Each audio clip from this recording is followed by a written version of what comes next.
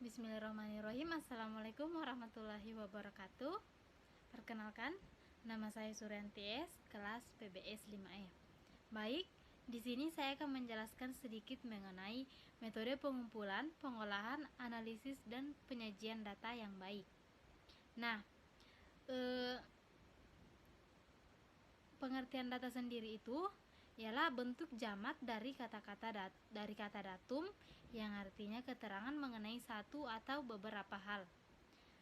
Menurut Donald Cooper, data merupakan kumpulan sejumlah fakta atau kenyataan yang dapat dipercaya kebenarannya, sehingga dapat digunakan untuk menarik suatu kesimpulan. Maka dapat disimpulkan keterangan atau informasi yang menunjukkan fakta baik kuantitatif maupun kualitatif diperoleh dari hasil pengukuran. Nah, hal-hal terkait dengan pengumpulan data.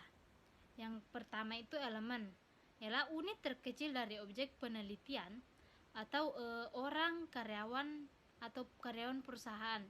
Yang kedua itu karakteristik, yaitu ciri-ciri atau sifat dari elemen, umur, pendidikan, masa kerja, penghasilan, dan lain-lain.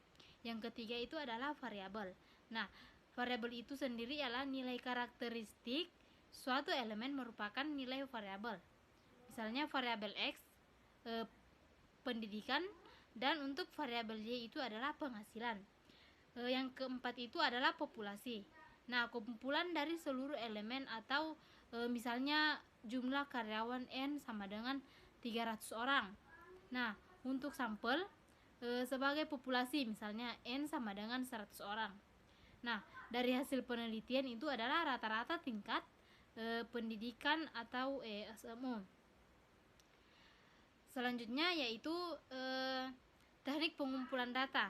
Nah, teknik pengumpulan data itu terbagi atas 5. Yang pertama itu adalah tes, wawancara, pengamatan, angket, dan dokumentasi. Nah, pada wawancara itu dapat dilakukan, maksudnya tidak struktur atau struktur. Untuk pengamatannya itu dapat dilakukan secara langsung atau tidak langsung. Nah, untuk angketnya itu bisa terbuka ataupun tertutup. Sedangkan untuk dokumentasinya itu bisa dalam bentuk rekaman atau gambaran. Baik, berdasarkan jenis cara pengumpulannya. Yang pertama itu pengamatan atau observasi. Yang kedua itu adalah penelusuran literatur. Yang ketiga adalah penggunaan kuesioner atau angket.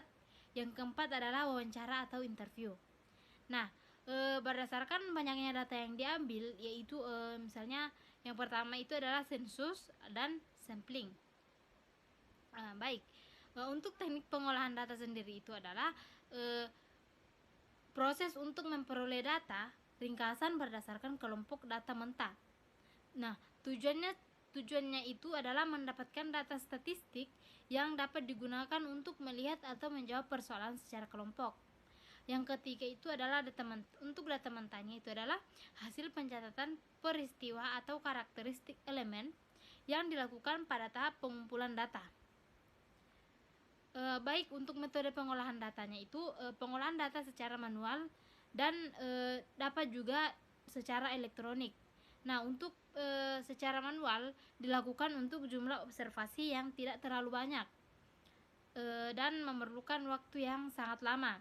Sedangkan untuk pengolahan data secara elektronik itu memerlukan bantuan komputer, meminimalisir tingkat kesalahan, memerlukan adanya program sesuai dengan kebutuhan, dan dapat dilakukan pengolahan lebih lanjut.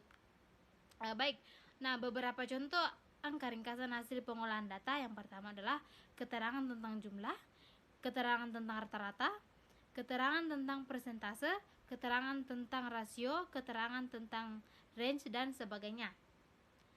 Baik, prosedur penggunaan tabel, dan grafik. Nah, pada bentuk penyediaan data dapat dilakukan dengan dua cara. Yang pertama itu adalah tabel, yang kedua adalah grafik. Nah, tabel sendiri itu merupakan kumpulan angka-angka yang disusun menurut kategori-kategori sehingga memudahkan dalam pembuatan analisis data.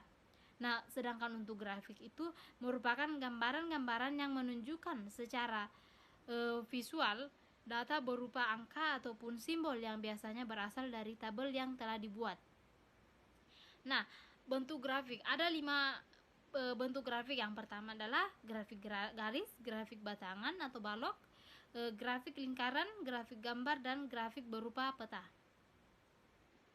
Nah, dalam pengolahan data atau pengumpulan data dapat dilakukan itu adalah single line chart, yaitu adalah grafik yang terdiri dari satu garis untuk menggambarkan perkembangan dari suatu karakteristik. Nah, sedangkan untuk single bar chart adalah grafik yang terdiri dari satu batang atau balok untuk menggambarkan perkembangan suatu hal atau kejadian. Nah, untuk single P chart adalah P chart yang terdiri dari satu buah lingkaran. Sedangkan untuk kartogram chart itu semacam peta. Baik, selanjutnya adalah analisis data. Nah, dalam analisis data ada beberapa langkah. Data kuantitatif. Yang pertama adalah data coding, kedua data entering, yang ketiga adalah data cleaning, dan yang keempat adalah data output, dan untuk yang terakhir adalah data analyzing. Nah, pada pengkodean data itu atau data coding, proses penyusunan secara sistematis dapat data mentah atau yang terdapat dalam kuesioner ke dalam mesin pengolahan data semisal SPSS. Selanjutnya adalah pemindahan data ke komputer, yaitu adalah data entry. Nah, kegiatan memindahkan data yang telah diubah menjadi kode atau data coding ke dalam mesin pengolahan data. Sedangkan untuk data cleaning adalah kegiatan untuk memastikan bahwa seluruh data yang telah dimasukkan ke dalam mesin pengolah data sudah sesuai dengan keadaan sebenarnya. Nah, sedangkan untuk data output, data output ini itu adalah analisis satu variabel dalam bentuk tabel dan grafik, ukuran pemusatan, mean, median, modus, ukuran, persebaran, range, standar, deviasi, dan ragam. Nah, sedangkan untuk analisis bivariat, yang pertama itu adalah tabulasi silang, yang kedua adalah variabel independen, yang ketiga adalah variabel dependen, dan yang terakhir adalah terbagi menjadi persentase baris atau kolom dan total.